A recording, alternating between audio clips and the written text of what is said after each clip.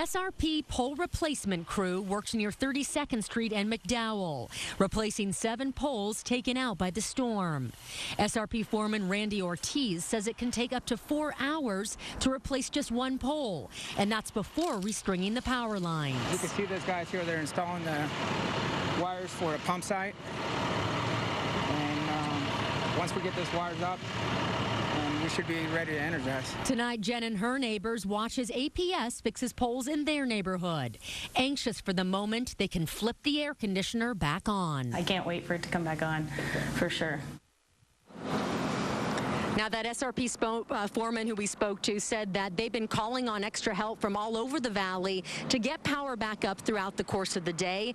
And it's very interesting with those power poles. Not only do they have to, just replace it, they can't just stand the old pole up. They actually have to remove the old pole, have a secondary crew come in, dig a new hole, put another pole in, and then string the power lines after that. So it really is a pretty involved process. As for Jen, she has been taking her dog Riesling out in the car for air-conditioned car rides to make sure that he doesn't get too hot in all the seat. And certainly they and many other residents are very much ready for the power to be back on tonight. Reporting live, Christy Siefkin, Fox 10 News. Thank you, Christy. Yeah, steamy night out there for a lot of people. And at the height of the storm, some 70,000 people here in the metro area were without power. And it's the red areas on this map that were most affected by the outages.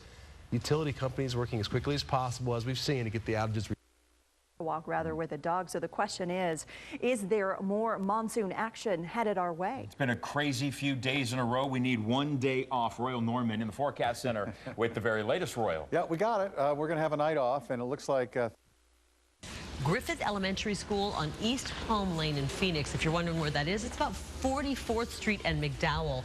And they're actually going to have cots available, and volunteers will be there as well, handing out food and water. It will be open all night if you need that service. Power lines not the only things that came crashing down during last night's storm. Tons of trees fell on top of cars and homes. One of those homes belongs to a Phoenix family who's certainly counting their blessings tonight. A giant pine tree came crashing down on top of their house, branches piercing right through their ceiling. Our Nicole Garcia joins us live with more on that. They're lucky to be alive.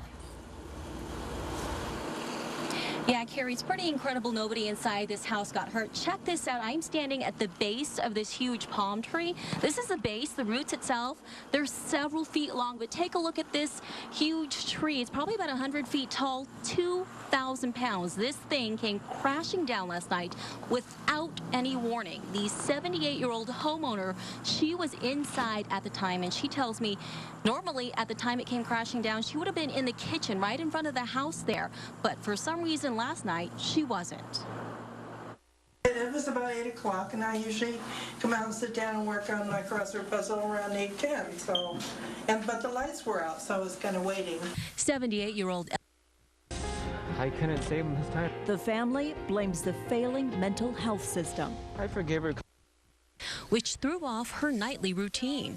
Had the lights been on, Ellie could have been sitting here at her kitchen table when this branch came through the roof. When I came in the house last night, I mean, it looked like a scene from like a horror story or horror movie with those branches that came through her roof, through the ceiling, like swords, like, bam. Ellie lives by herself, so she called her son after the crash. I was so blessed that she wasn't hurt and wasn't in the kitchen like she normally would be. Several other trees in this neighborhood were also uprooted. It looked like we had more than a microburst come through. I saw the RV lift up off the ground, trees down over here. Destruction all throughout the neighborhood. I felt like I was in a hurricane. After the storm, the neighborhood was littered with debris and broken tree branches, but the neighbors made it through the storm safe. That's all that matters. All this property is replaceable. It's the lives that matter the most. As for Ellie, the tree inside her kitchen didn't scare her. It was just a big bang. And a contractor estimates it'll take about 8 weeks to repair her home. She's very independent, lives by herself. She can't wait till she can get back here and, get back into her routines. So this tree pretty much went through the kitchen. The rest of the house is still intact. This tree is about 30 years old, and there are several other trees as tall and huge as this one on this street. So this is probably probably a really good reminder for homeowners who have huge trees in their front yard to get them trimmed pretty regularly. Reporting live in Phoenix, I'm Nicole Garcia, Fox 10 News. Well, that is some major damage there. And here's another family that had some more, and it wasn't a tree, it was the wind. Ripped part of their roof off. Back in court on Friday, but the county attorney says not to expect any major decisions on this case about the death penalty or mental competency for another couple months. Live in downtown Phoenix, I'm Jared Dillingham, 3TV. Jared, thank you. The final stone has been set at a new memorial paying tribute to Arizona's first responders who've died in the line of duty. The Arizona Fallen Firefighter Memorial, located near the state capitol, is almost complete. It's being built to honor the 119 firefighters and paramedics who've died in Arizona. Well, the zoo was closed today because of all of the damage, and earlier this evening they got word that they're going to be closed again tomorrow. An antelope actually got loose from its enclosure. Look at it, kind of running around a little bit. Where am I? What is this place? Freedom. Are there lions here? Hopefully the lions weren't out. Yeah, I think they were in their cages. Yeah, we're told the lions were in the cage, actually. But look at the damage. You can really always see it best when we have Sky Fox up taking the pictures. And the antelope roaming around, probably wondering why all the trees are down. The animal, by the way, was eventually got back into its enclosure. The zoo says all of the animals are accounted for. Now, the storm also uprooted, as you saw, their trees, some of them decades old. Zoo staff worked very hard to clear the debris today, but there's still quite a bit of work to do. And there's a lot of damage to the fences at the rhino and the wolf exhibits. Meantime, several Valley schools were also forced to close down today because of power outages. Metro, Tech, Bostrom, Desiderata, and also the company that comes to them at no expense. How they save you time, money, and worry coming up. Email, banking, shopping, steps you need to take to secure your smartphone. Gift Local, where to get cool and unique stuff made by over 100 local artists. From fringe to faux leather, we're checking out all the hot fall trends. Instagram from Lennis Wayne, and that's the actual cell.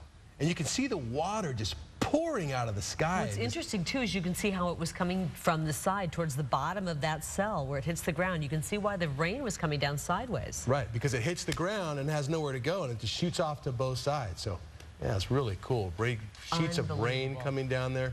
Incredible time lapse, and it's the exact type of weather that caused all sorts of problems at Sky Harbor Airport. They were at a full ground stop there for an hour and a half, meaning no planes are allowed to take off or land, and tonight, we get to hear the radio communication between air traffic controllers and pilots. This is something you can actually hear them talking about the ground stop, as well as just about how strong those winds were, the intense winds. The air traffic controllers, they were concerned that they may actually have to evacuate the tower. Take a listen. Yeah, we're stopped on departures. It looks like weather at departure end. I've got a lot of wind shear alert. Technical ground stop, like the traffic management of it, but no one is departing. That is affirmative. Not at the moment. You just be afloat just trying to get out of here, though. Getting to the point where I'm about to evacuate the tower, I think. We've got an 80-knot microburst on the airport right now. Well, we're enjoying the ride right now, but if it gets any worse, you might have to bail. I'm not going to lie, though. She's rocking and rolling. Yeah, rocking and rolling. She's rocking and rolling. They're referring to the tower. It is moving because of those winds.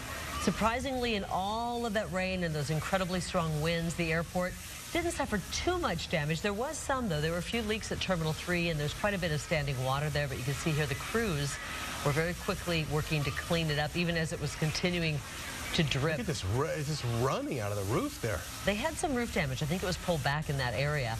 Tonight, we're told everything is back to normal at Terminal 3. Coming up on Fox 10 News at 9. Last night's big storm had a big impact on the Phoenix VA. The hospital forced to relocate some patients and turn others away.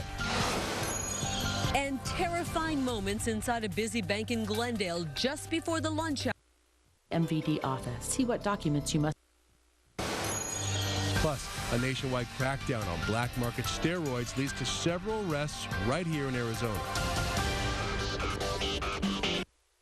Fox 10 News is brought to you by Mercedes-Benz, located on the web at MBUSA.com.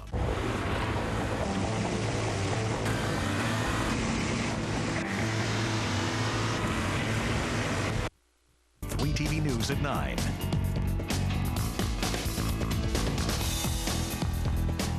Welcome back, everyone. The president of the Navajo Nation is asking for FEMA's help after the mine spill in Colorado.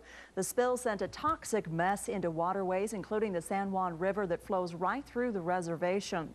The tribe has been critical of the EPA's response to the spill, and President Begay is asking FEMA to appoint a recovery coordinator to oversee everything. In her first months in office, Arizona's school superintendent Diane Douglas has battled the governor and her own Board of Education. And now a movement to get her removed from office has made some serious progress. 3TV political editor Dennis Welch has the effort underway right now to show Douglas the door. Even before Diane Douglas took office, a grass